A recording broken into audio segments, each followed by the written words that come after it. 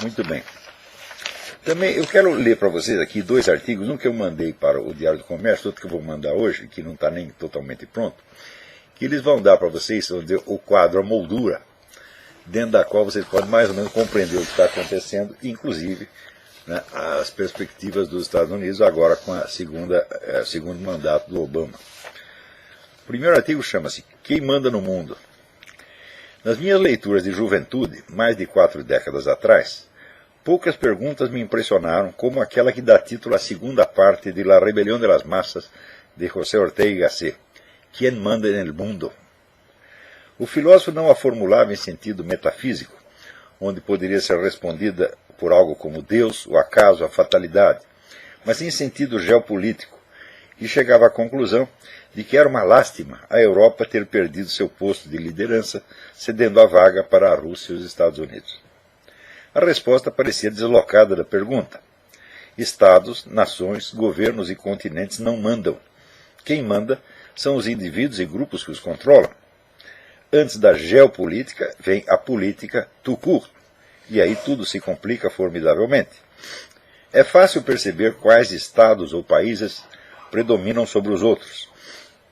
Mas descobrir quem realmente manda num estado ou país e através dele manda nos outros é um desafio intelectual mais atemorizante do que o pode imaginar o analista político usual.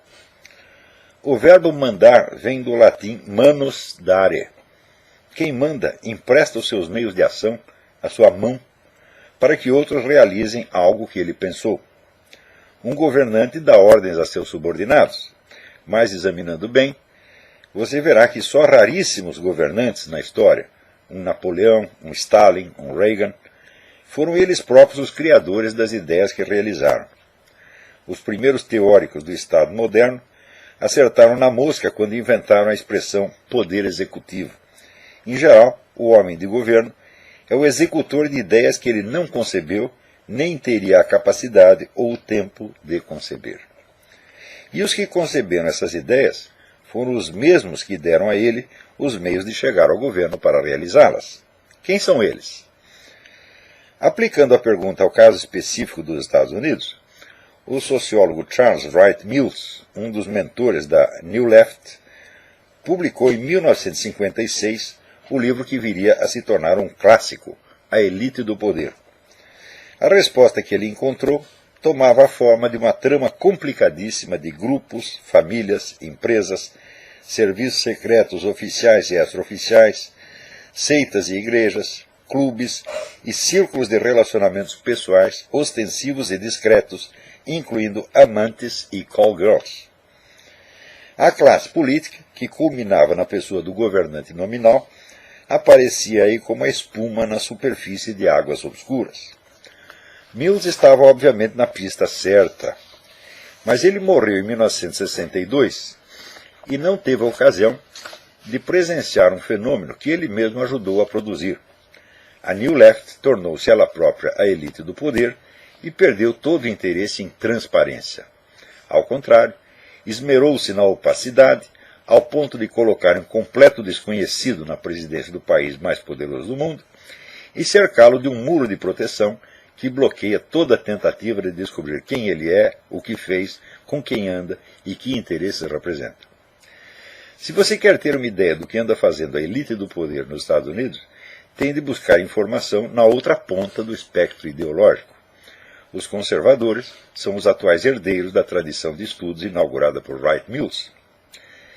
Graças a eles é que hoje a elite globalista fabiana, núcleo vivo do poder por trás de praticamente todos os governos do Ocidente, se tornou visível na sua composição e em detalhes do seu modus operandi ao ponto da quase obscenidade, tornando involuntariamente cômica a insistência de alguns em chamá-la de poder secreto.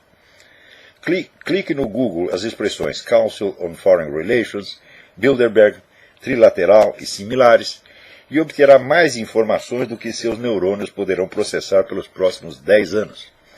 Informações cujo nível de credibilidade varia desde a prova científica até a arrematada invencionice. Em compensação, pouco ou quase nada se sabe das fontes profundas do poder na Rússia, na China e nos países islâmicos. Mesmo as descrições que temos da classe dirigente visível nessas regiões do globo são esquemáticas e superficiais, sem comparação possível com o meticuloso who's who da elite ocidental. Isso explica-se facilmente pela diferença de acesso às fontes de informação. Uma coisa é pesquisar em arquivos e bibliotecas ocidentais sob a proteção das leis e instituições democráticas, podendo até nos Estados Unidos furar a barreira da má vontade oficial por meio do Freedom of Information Act.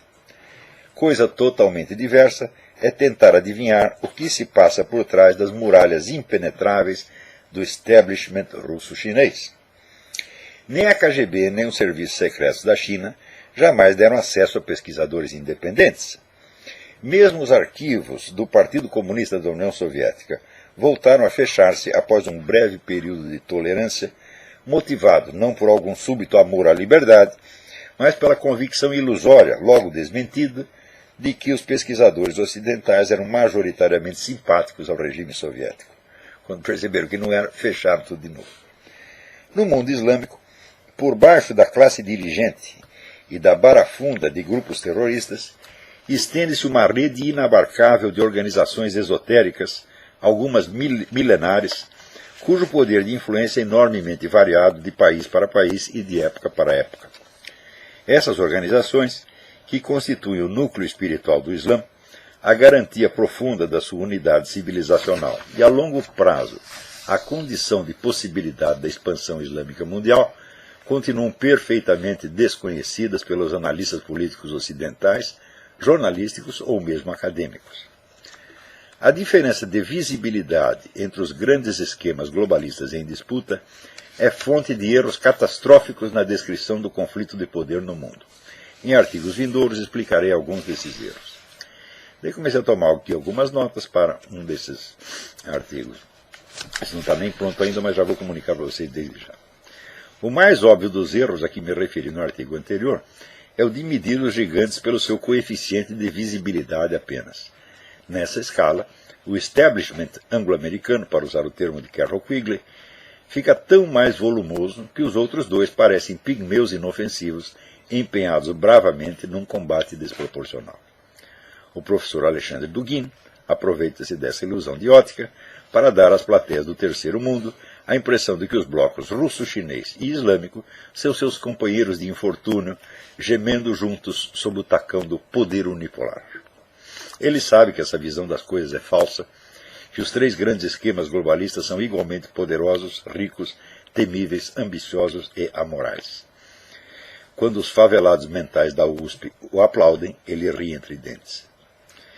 Mas não é só o senso das proporções que aí sai distorcido por completo.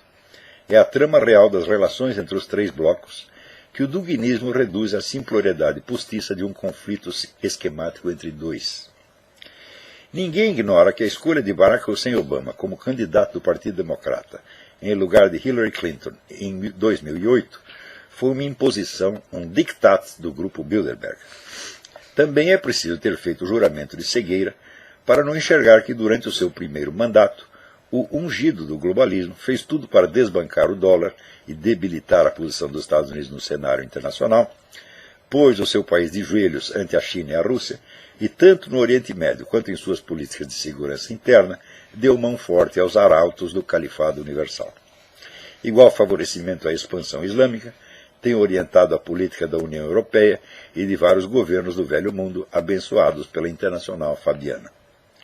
Bastam esses fatos para mostrar, acima de toda a possibilidade de dúvida, que, primeiro, a política da elite fabiana não coincide em absolutamente nada com os interesses geopolíticos da nação americana.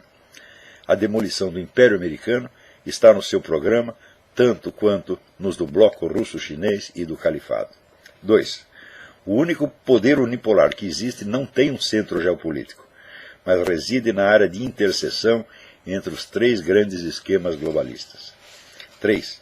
O futuro do mundo, a curto e a médio prazo, depende de saber se a frágil unidade que ainda vigora nessa área de interseção vai predominar sobre os interesses de cada esquema globalista em particular, ou se o tripé vai ceder, jogando os três esquemas um contra o outro ou dois contra um.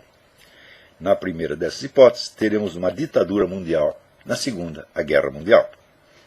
Dos três blocos, o único que está preparado para a segunda hipótese, militar e ideologicamente, é o russo-chinês.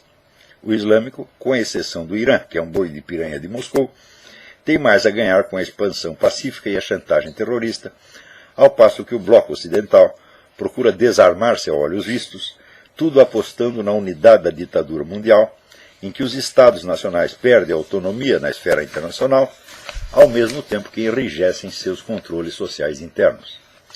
A vitória de Barack Hussein Obama é mais um passo nessa direção, um indicador claríssimo de que os Estados Unidos vão prosseguir na sua política de autodesmantelamento militar e econômico, aliado à expansão ilimitada dos mecanismos de controle policial da sociedade, segundo os mesmos cânones politicamente corretos que os organismos internacionais vêm impondo a todos os países do hemisfério ocidental. Até onde será possível prosseguir nessa via é algo que depende de como a elite ocidental vai manejar a sua contradição constitutiva. Ela tem de debilitar o poderio americano para subjugá-lo ao comando internacional, mas, de outro lado, continua precisando dele como sua base militar. Nada poderia evidenciar mais claramente a sua natureza de parasita, que vive do próprio corpo que vai sugando. A pergunta decisiva para os próximos anos é: a Rússia e a China vão se contentar em prosseguir desfrutando do seu quinhão na partilha do mundo entre os três grandes blocos, ou vão tentar um golpe de mão para livrar-se dos parceiros e apossar-se de tudo de uma vez? Bom, não é preciso dizer que o duguinismo aposta decididamente nesta última alternativa, quer dizer, a Rússia e a China dão um golpe de mão e dominar tudo. Tá certo? E, para isto, então, para legitimar essa operação, foi que inventaram, então, a fórmula eurasiana, que sintetiza e unifica todas as tendências ideológicas que tenham algo a dizer contra os Estados Unidos. Então, não se trata de atacar propriamente a liderança globalista, porque a liderança globalista é em grande parte aliada deles, mas de atacar a nação americana, que serve ainda de base econômica e militar para essa elite, a qual procura desvencilhar o mais rapidamente possível os seus interesses dos da nação americana, prevendo justamente que isso vai acontecer no futuro. Então, para obter um apoio ideológico para isso, é necessário mesclar todas as correntes ideológicas: comunismo, nazismo, fascismo, islamismo, cristianismo conservador, tudo que existe. Tá certo? Então, né, é incrível que o Dugin vai ao Brasil e, falando na USP, o ódio que aquele pessoal da USP sente dos Estados Unidos é tão extremo que eles não se incomodam em apoiar, fazer uma política que hoje se apresenta entre outros motivos da sua sustentação ideológica, a defesa de valores tradicionais do cristianismo. Quer dizer, a Rússia está procurando assumir o lugar que deveria ser o da Igreja Católica. Para isso, inventaram inclusive essa gigantesca farsa de que a consagração da Rússia à Nossa Senhora já foi feita e, portanto, a Rússia agora representa a autoridade do cristianismo universal. Eles estão lançando isso. Ora, e é baseado nisso que eles fazem dentro da Rússia aquela política de proibir propaganda gay, perseguir gay, etc, etc. E está lá o pessoal da UF aplaudindo isso. Quer dizer, o ódio que tem nos Estados Unidos é tanto que eles subscrevem qualquer coisa, mesmo que seja totalmente contrária aos valores deles. Ora, a política da Rússia e também da China, nesse caso, ela sacrifica todos os valores que existem, ela neutraliza todos e equaliza todos, sacrificando tudo no altar de uma estratégia de dominação universal. Ou seja, para a Rússia e a China dominarem o mundo, para o bloco eurasiano dominar o mundo, vale a pena apagar todas as diferenças entre todos os valores, entre todas as ideias, tá certo? E sobra em cima o quê? O poder russo. A outra alternativa, é continuar como está e consolidar a ditadura universal, tá certo? Dos organismos internacionais. Tá certo? E o Obama está colocado lá precisamente para isso. Ora, as eleições aqui foram uma das coisas mais extraordinárias que eu já vi, porque você verá, quando um sujeito se torna presidente, se elege presidente do maior país do mundo, com documentos obviamente falsos, e uma vez colocado no poder, ele baixa um decreto de que ele tem o direito de mandar prender qualquer cidadão e mantê-lo preso indefinidamente, sem processo, sem habeas corpus, sem dar explicação para ninguém. Eu digo para o que falta para a plateia compreender que ela foi vítima de uma trama criminosa armada por um tirano psicopata. Falta muito para entender uma coisa dessa? Não, não falta. Agora, quando o feito chega ao fim do mandato, veja, com o maior índice de desemprego que o país já teve desde a Segunda Guerra, com o maior déficit que já teve nas últimas décadas, com uma dívida com a China monumental, tá certo? Com a indústria totalmente em pandarecos, que ele destruiu tudo. Ele dando dinheiro, ele deu dinheiro para as indústrias se autodesmantelarem, por exemplo, deu dinheiro para a General Motors. Hoje a General Motors pertence, sabe a quem? À China. Eu vou explicar daqui a pouco. Tá certo? Ou seja, o homem fez uma desgraça para tudo quanto é lado. Além desta coisa maravilhosa de ter sonegado ajuda à embaixada, ao consulado lá em Benghazi, e ter, portanto, ajudado o pessoal da Al-Qaeda a matar o embaixador. Quer dizer, depois de tudo isso, o cara chega à eleição e sabe o que acontece? Vou dizer uma coisa, 50% dos católicos americanos votaram nele. E 70% dos judeus. Isso não tem perdão. Eu sempre disse que católico, judeu e americano são especialistas, tá certo, em afagar seus próprios inimigos e depois ficar chorando. Tá certo? Então, comprovaram mais uma vez. Quer dizer, os católicos que votaram no Obama já estão automaticamente excomungados, de acordo com o decreto de Pio XII, ratificado pelo próprio João XXIII, que diz que qualquer colaboração com movimentos comunistas e similares, tá certo, implica a excomunhão automática. Então isso quer dizer que 50% dos católicos americanos não estão mais na igreja e não sabem. Né? Quer dizer, uma situação absolutamente psicótica, louca, né? Ademais, você vê aqui a mídia praticamente inteira, com exceção da Fox News, a mídia americana inteira escondeu tudo a respeito de Benghazi, do que aconteceu em Benghazi, né? E amaciou tudo para Obama de uma maneira extraordinária. E mesmo assim o outro lado teve metade dos votos. Então acontece que quer dizer, é evidente que o grande perdedor nessa eleição é a grande mídia, que está completamente desmoralizada, tem credibilidade zero. A metade que votou em Romney e Ryan sabe que a mídia não presta, que está totalmente comprometida. E a outra metade, dos outros 50% que votaram no Obama, metade também sabe. Estão gostando da sacanagem, mas sabe que não é coisa confiável. Então, agora, quando nós falamos dessa ditadura mundial, eu ainda não estou seguro de se o pessoal republicano e conservador aqui sabe exatamente contra quem eles estão lutando. Porque não se trata de uma divisão tradicional de forças políticas dentro dos Estados Unidos. Não, eles estão lutando contra um esquema internacional, contra um esquema globalista que pretende dominar o mundo e do qual, obviamente, o Obama é um instrumento. Agora perguntei o quanto do eleitorado republicano, para não dizer os conservadores apenas, tem clara consciência disso. Quantos deles têm clara consciência de que um sujeito que se elege com documentos falsos não tem limite para o que ele pode fazer? É realmente um psicopata, é uma força louca que está solta e pode fazer o que quiser. Ele não está aí para concorrer lealmente com o adversário, mas ele está aí para destruí-lo por todos os meios possíveis. Tanto que nesta eleição, o governo legitimou e sancionou a intimidação dos eleitores pelos Panteras Negras, sancionou e legitimou a fraude, tá certo? Além de contar com o apoio de toda a grande mídia. Quer dizer, é claro que isso é uma briga de foice. Ora, o outro lado insiste, o outro lado cai no mesmo erro que cai no Brasil, o Zé Serra. Você está lidando com um bandido, com um assassino, absolutamente desprovido de quaisquer limites, quaisquer travas morais, um sujeito que se autorizou a fazer tudo, e você quer jogar com ele dentro da regra do jogo usual, limpa e polida. Isso é impossível. É como assim, um boxeador que entra no ringue, né, armado de soco inglês, faca e revólver. E o outro lado diz, não, eu vou lutar segundo as regras do Marquês de Queensberry, porque eu não vou descer. Tá certo? É isso que faz no Brasil o Zé Serra. E por isso perdeu para o Haddad. E é isso que faz aqui os republicanos. Então, olha, primeira reação que eu vi, assim, em inúmeros sites conservadores. Não vi todos, mas vi uns 30. A primeira reação deles: nunca mais vamos apoiar um candidato moderado. Porque eles estão apoiando o candidato moderado, vai fazer 10 eleições. Eles dizem, não, vão acabar com essa história. Um moderado não pode vencer esta gente.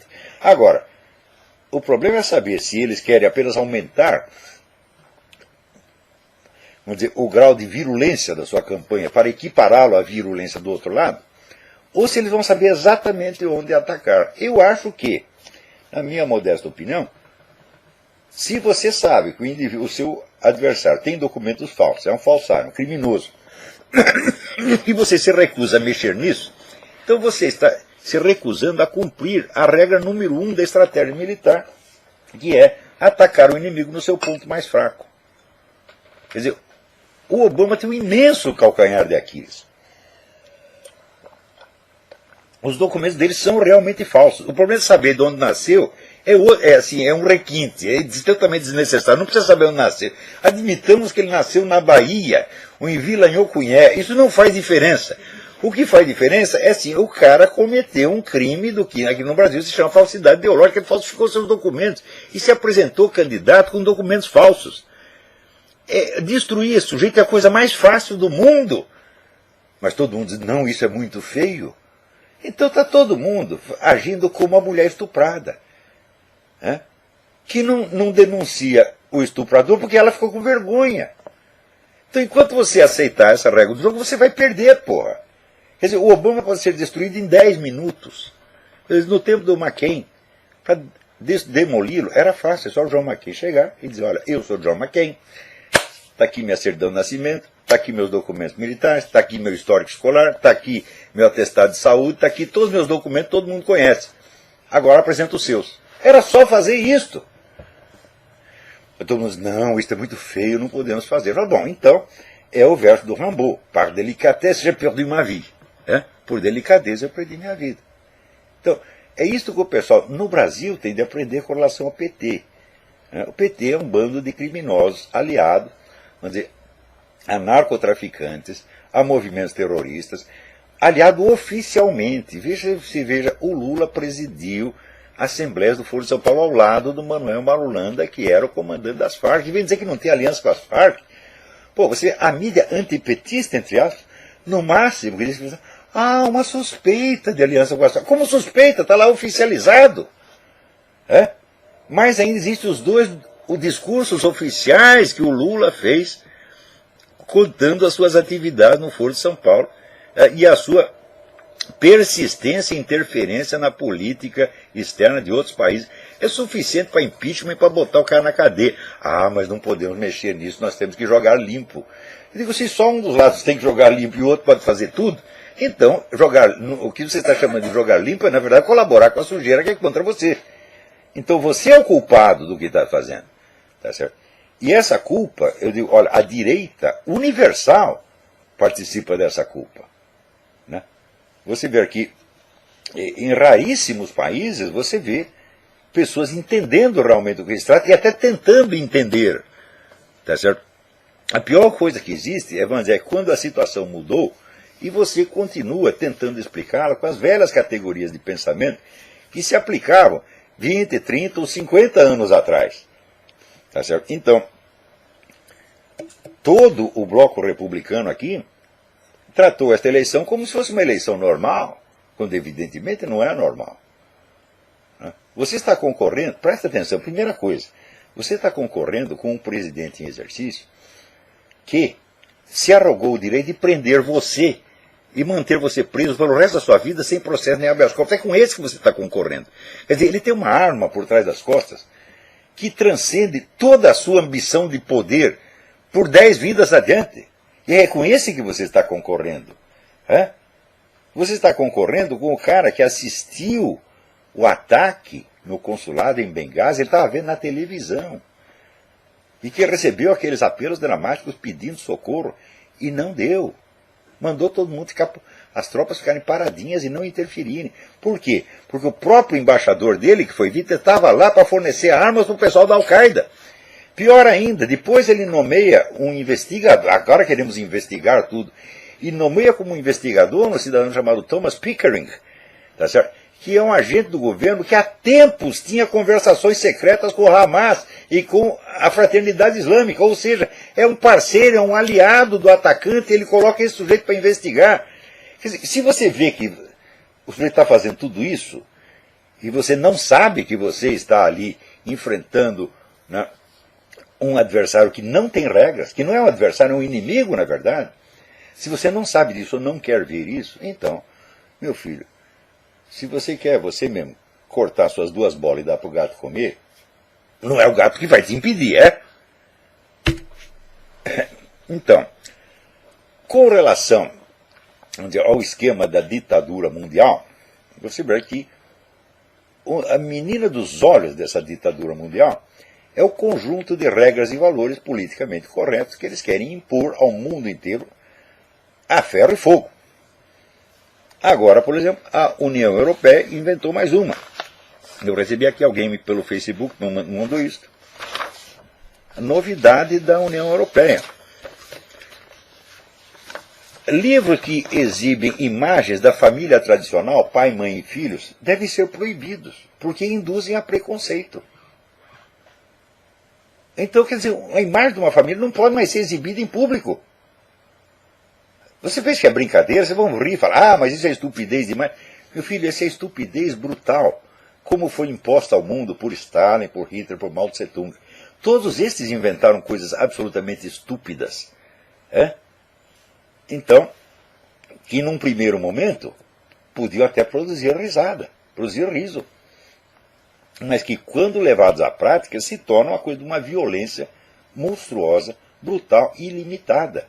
Isso significa, ao mesmo tempo que a União Europeia faz isso, a ONU está propondo a criminalização universal da homofobia. Ora, nós sabemos que homofobia é a palavra mais indefinida que existe. Quer dizer, se você, por exemplo, tem um acesso de fúria, você bate num sujeito gay na rua, é homofobia. Se você faz uma piadinha a respeito dele, é homofobia. E se você diz, não, casamento entre homem e mulher é também homofobia, tudo no mesmo nível. Ou seja, qualquer coisa pode ser homofobia desde que desagrade a elite gaysista. Tá certo? E se isso é criminalizado em escala mundial, o que acontece? Acontece que até você exibir uma fotografia de família se torna crime de homofobia. Entenderam? Nós estamos na mão de loucos, tarados, psicopatas. Gente perigosíssima. E você querer lutar com eles na base da polidez, realmente você cortar suas bolas e dar para o gato comer. Então, enquanto as pessoas não se tocarem da gravidade do que está acontecendo, é uma gravidade, assim, eu acho maior do que aquilo que aconteceu nos anos 30, quando houve a ascensão das duas grandes ditaduras, a ditadura de Stalin na Rússia e de Hitler na Alemanha, onde sempre havia, evidentemente, as pessoas que vinham com um discurso calmante. Não, eles estão falando isso só para assustar, mas eles não vão fazer nada disso. Fizeram, meu Deus do céu. Quer dizer, o total de vítimas dessa gente sobe a 200 milhões. Não é para brincar com isso. E esse pessoal que está na ONU, na União Europeia, esse é a mesmíssima mentalidade do iluminado, que diz, nós temos a fórmula correta para o mundo e todo mundo vai ter que dançar conforme a nossa música. E aqueles que não, vamos dizer, que não aceitarem, simplesmente nós temos os instrumentos legais, nós os processamos e pomos na cadeia.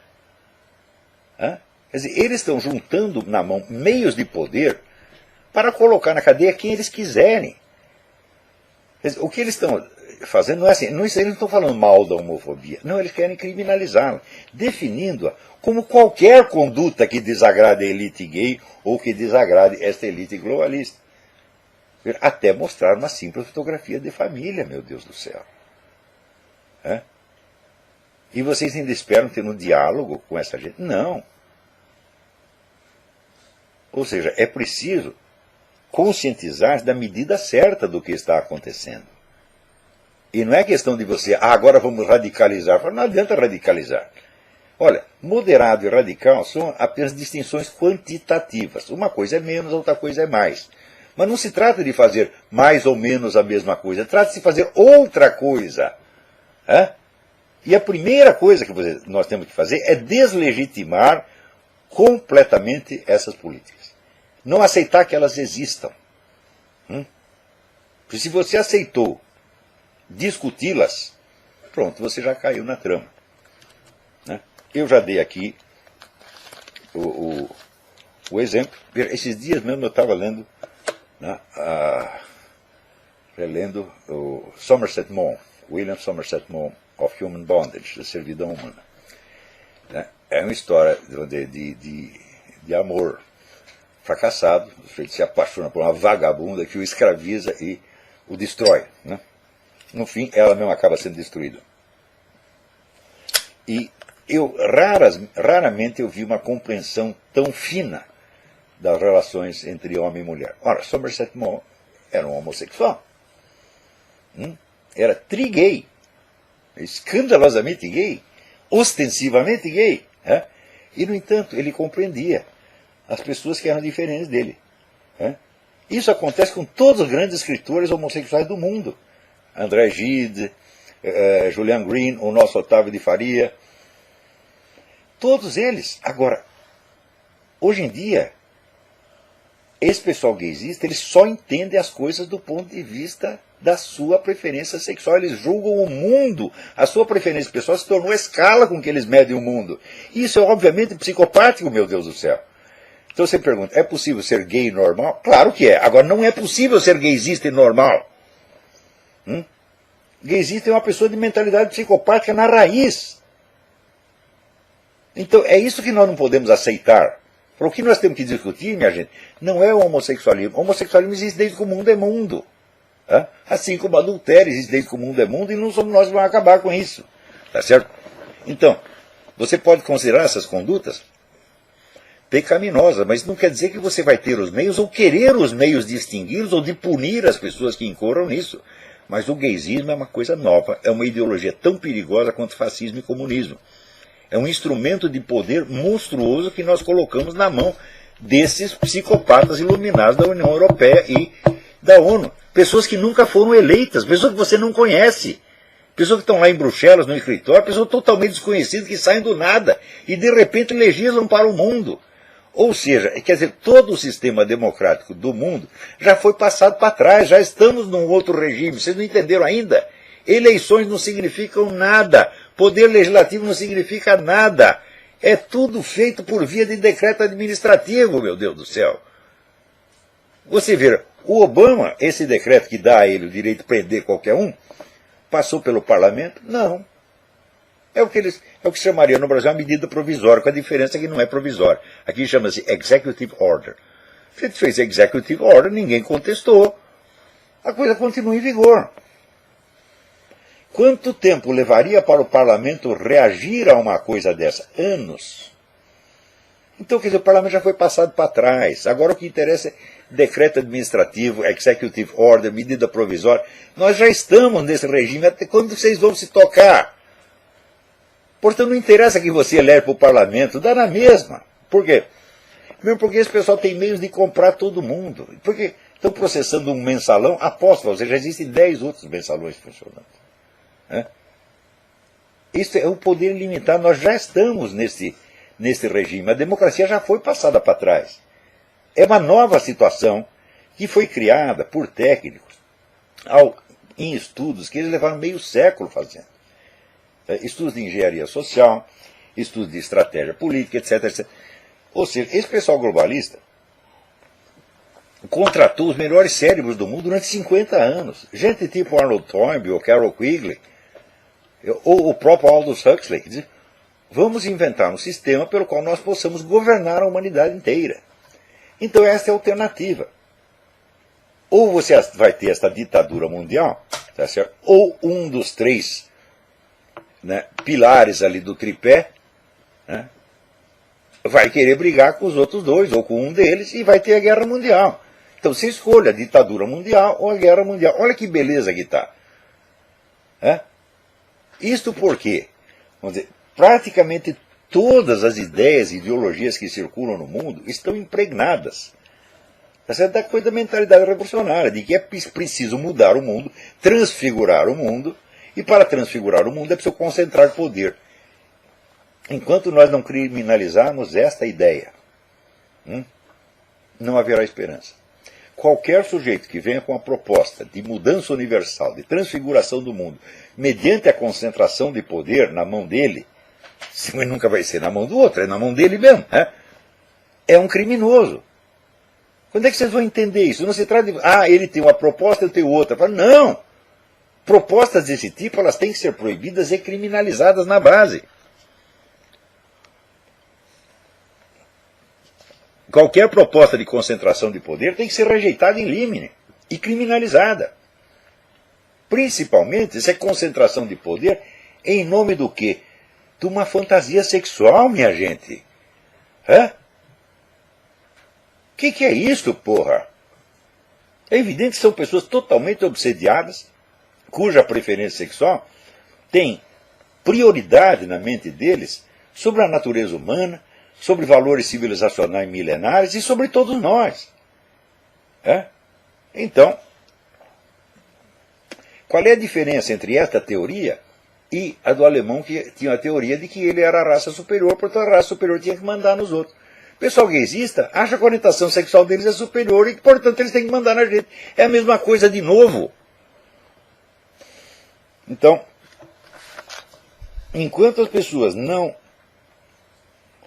se tocarem disto, não haverá esperança. Vejam vocês, o governo brasileiro afirma que 99% dos brasileiros são homofóbicos. Vocês são todos criminosos. 99 está aqui, ó.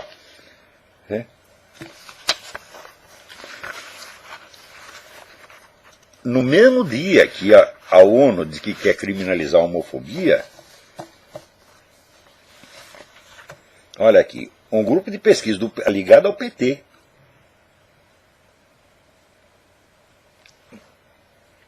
fez uma investigação e diz, eles falam assim, você concorda ou discorda dessa frase? Deus fez o homem e mulher com diferentes sexos de modo que eles pudessem cumprir seu papel e ter crianças.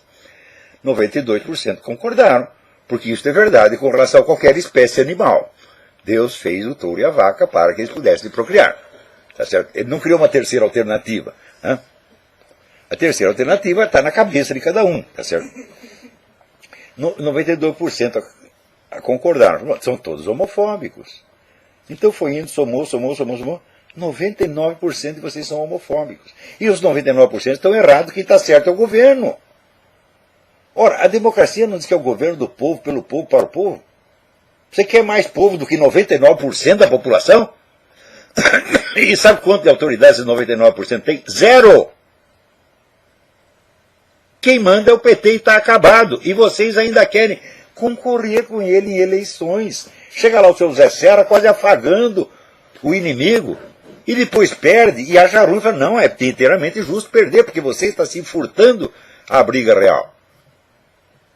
Você está concorrendo com criminosos? Eu sempre dou exemplo, quer dizer, entra um sujeito para assaltar a sua casa e você acha que o problema que há entre vocês é uma diferença de interpretação do Código Penal. Eles vão sentar, eu entendo o Código Penal assim, você entende assado, vamos discutir, né, educadamente. É assim que estão fazendo.